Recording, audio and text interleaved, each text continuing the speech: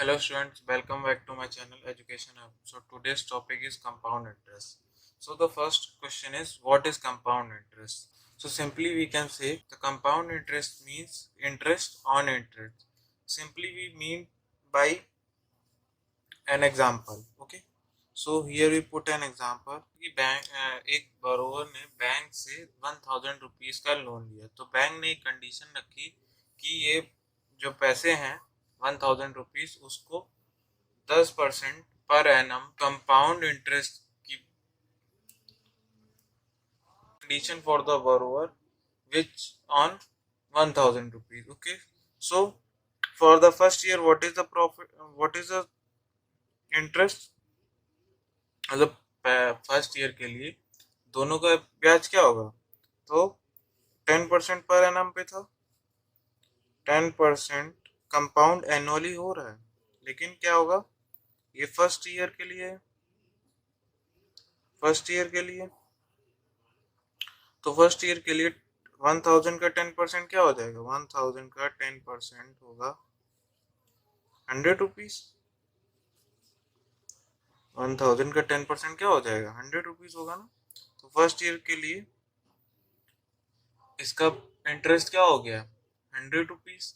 But एक condition और यहाँ आती है कि फर्स्ट ईयर के लिए किसी भी अमाउंट का एसआई मतलब सिंपल इंटरेस्ट और सीआई मतलब कंपाउंड इंटरेस्ट सेम रहता है। तो मतलब ये अगर एसआई हो गया तो हम लोग का सीआई भी क्या हो जाएगा, सीआई भी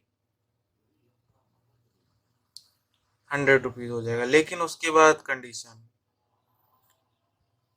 इसका जो सेकंड ईयर है, लास्ट वीडियो में मैंने बताया था कि इसका जो एसआई है वो पर ईयर के हिसाब से सेम रहता है, क्योंकि वो किस पे कैलकुलेट होता है, वो प्रिंसिपल पे कैलकुलेट होता है।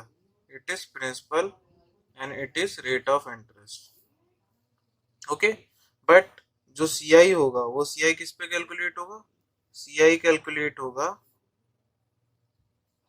इंटरेस्ट एंड इंटरेस्ट, मतलब इंटरेस्ट ऑन इंटरेस्ट, मतलब प्रिंसिपल पे भी एज वेल एज इंटरेस्ट पे भी। तो इसका 10% क्या हो गया 100, और 100 का 10% क्या हो गया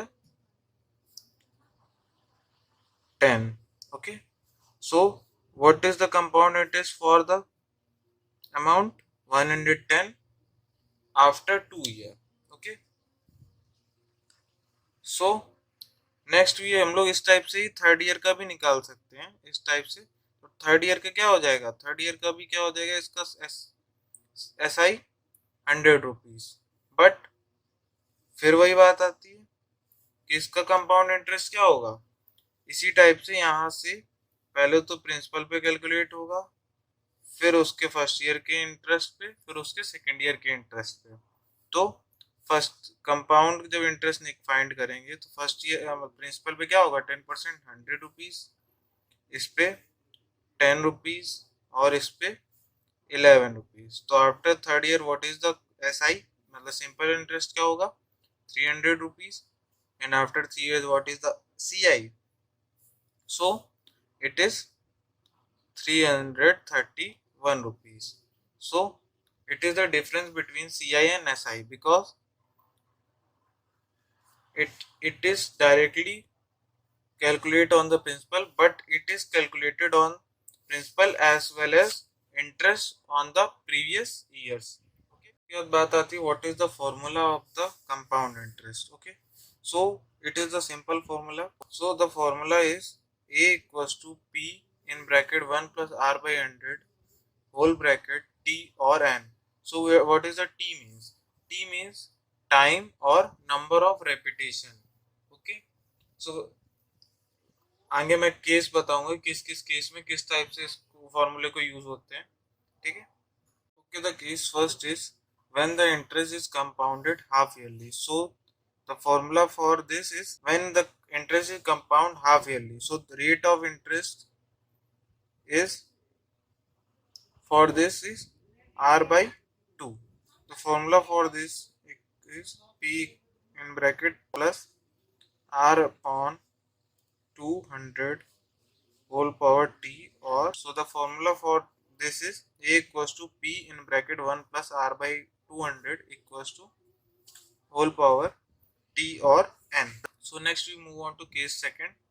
Case second is when the interest is compound annually but the rate are different for the different years. तो जब क्या होता है कि जब इंटरेस्ट तो एनुअली कैलकुलेट होता है बट जो रेट होते हैं वो पर ईयर के हिसाब से डिफरेंट होते हैं. जैसे फर्स्ट ईयर में जैसे हुआ R1 हो गया, सेकेंड ईयर के लिए क्या हो गया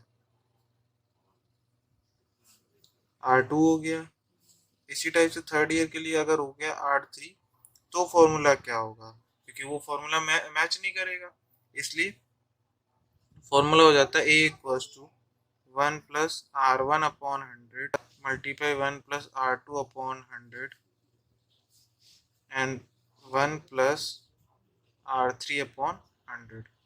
This is the formula for the different rate of interest at different years. Okay, so we move on to case third. So case third is when the time interest is compound annually but time is a fraction. Okay, so मतलब क्या है कि जब भी interest annually calculate हो रहा है but क्या टाइम एक फ्रैक्शन में है. जैसे फॉर एग्जांपल हम लोग को टाइम पीरियड मिल गया 2/3/5 ईयर्स का, तो अब इसे कैलकुलेट कैसे करेंगे, क्योंकि अगर पावर में लिखा जाएगा तो ये, क्योंकि यहाँ पे क्या होता है कि इस टाइप से पावर में उसे लिखा जाता है, ठीक है, तो उसे कैलकुलेट करने में दिक्कत होगी. ठीक है, तो क्या हो जाएगा, तो यहाँ पे उसे कैलकुलेट करा जाएगा इस टाइप से. देखिए फॉर्मूला हो जाएगा amount equal to P 1 plus R by 100 whole square for this and multiply 1 plus 3/5 multiply R upon 100. This is the formula for when the time in a fraction and 3/5 for this. So I hope आपको ये video समझ में आया होगा. So like my video and subscribe to my channel Education Hub and comment down below for any queries.